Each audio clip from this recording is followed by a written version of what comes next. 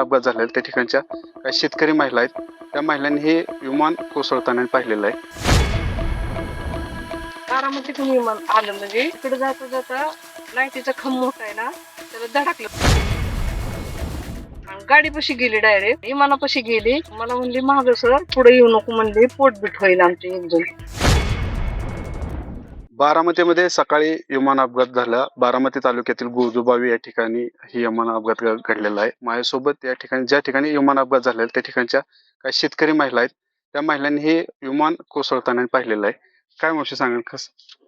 काय नाही, इकडून विमान आलं बारामतीतून विमान आलं म्हणजे ह्या साईडने आलं बारामतीच्या, आणि इकडे जाता जाता लाईटीचा खांब मोठा आहे ना, त्याला धडकलं थोडं, एक बगल त्याची ती बगल मोडली आणि पुढे जाऊन मग थांबले विमान दुसऱ्या खांबापाशी.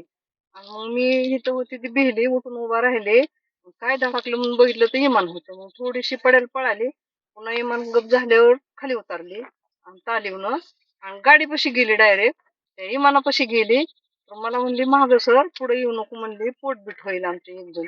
मग मी मागं सरली. पुन्हा ती पायलट आतनं बाहेर निघाला, दारबीर उघडून, सुखरूप होता. आणि मग पुन्हा आम्ही गेलो सगळी, त्या पायलटला विचारलं तर त्यांना काही लागलेलं नव्हतं, काय नव्हतं, सुखरूप होतं. मग सारी माणसं गोळा झाली, पार विमानतळापासून बारामतीपासून भराभरा गाड्या आल्या. यापूर्वी देखील असं विमान अपघात घडला नाही झालेलं अजून आजपर्यंत नाही. दादाचं तेवढं झालंय, त्याच्यावर नाही झालं पण दुसऱ्या गावात झालंय, आमच्या गावात नाही.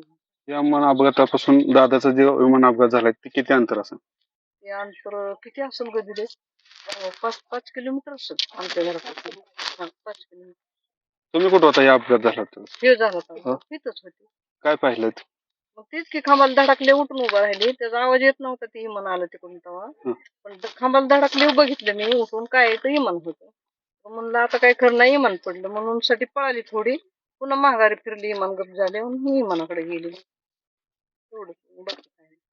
विमान पडल्यानंतर तुम्ही पाहिलं की पडल्यावर म्हणजे पडलं नाहीच विमान म्हणायचं, घासत तिथं जाऊन बंद झालं त्या खांबापाशी. हे खांबाला धडकलं ना, तरी उंचीव नव्हतं विमान, खालनं होतं, असं खालनं भुईनी. त्याच्यामुळे ती एक बगल आहे ना, ती खांबाला धडकली. खाली उतरण्याचा प्रयत्न केला का पायलटने? तिकडूनच उतरून आलं पायलट, खाली उतरला. विमान खाली उतरायचा प्रयत्न केला. इथं खड्डा आहे, खड्ड्यात त्याला रान मोकळं दिसलं असेल, मग त्याने खाली घेतलं विमान. खाली घेतल्यावर हे खांबाला धडकलं. मी खांबाला धडकल्यावर पुढे जाऊन थांबलं. मग पण त्याने रान मोकळं बघूनच खाली घेतलं विमान. असं काही त्यांनी झाडाव घातलं नाही, कुठले काय नाही, फक्त खांबाची लेवल त्याला कळली नाही, थोडा त्याला शेंडा धडकल्यावर पुढे जाऊन थांबलं विमान. ते उतरून बाहेर आलं. काय जखमी वगैरे काय नाही. 8:40 हे विमान हवेतच बंद पडलं. त्या पोलला धडकून हे पुढे येऊन थांबलेलं विमान आहे. ह्या पायलट लोकांचे स्टंटबाजीचा ह्याच्यावरती काहीतरी अंकुश लावायला हवा सरकारनं.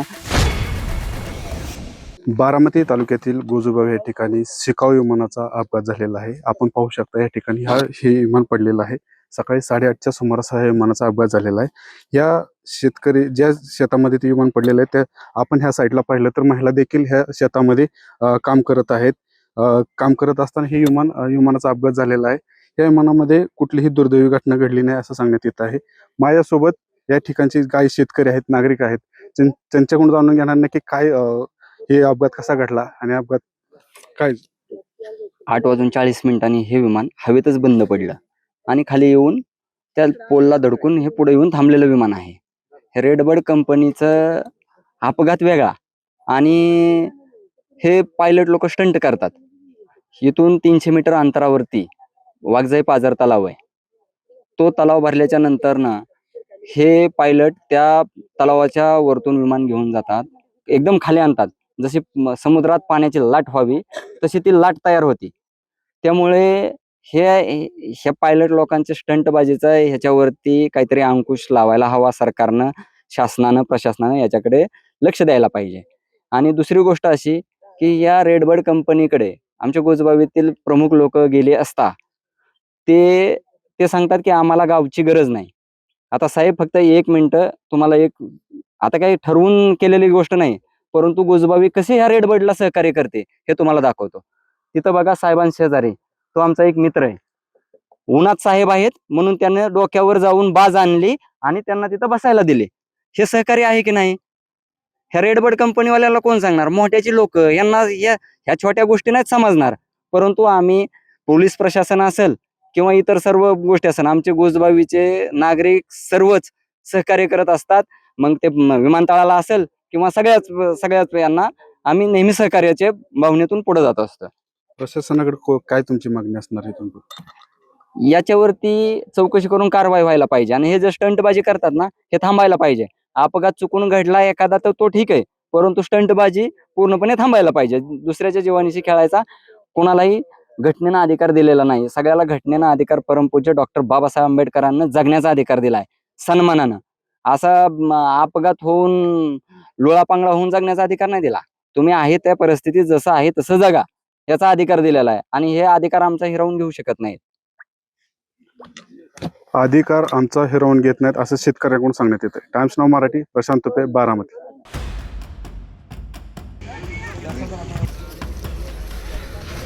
फक्त ह्याला इमान धडकल्यावर मी उठून उभं राहिली. काय वाजलं म्हणून तर इमान, मी म्हणलं आता काय करू नाही बाबा, इमान पडलं.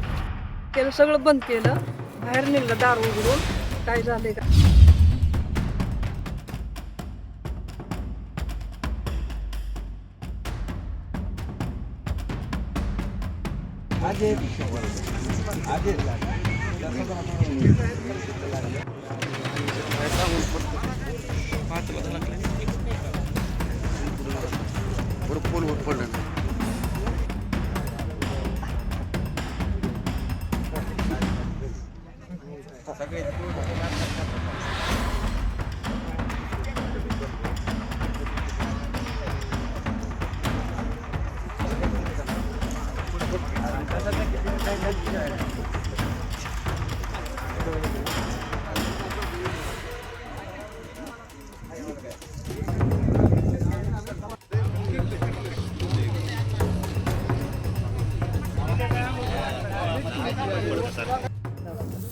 बाकी काय नाही झालं.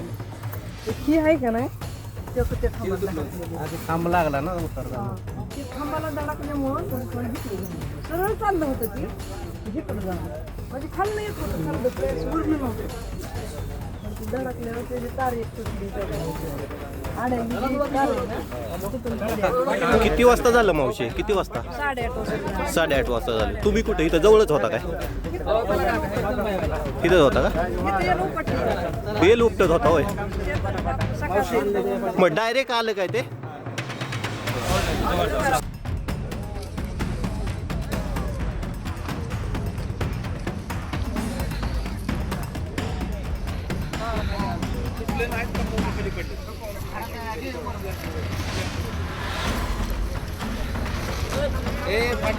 फाटला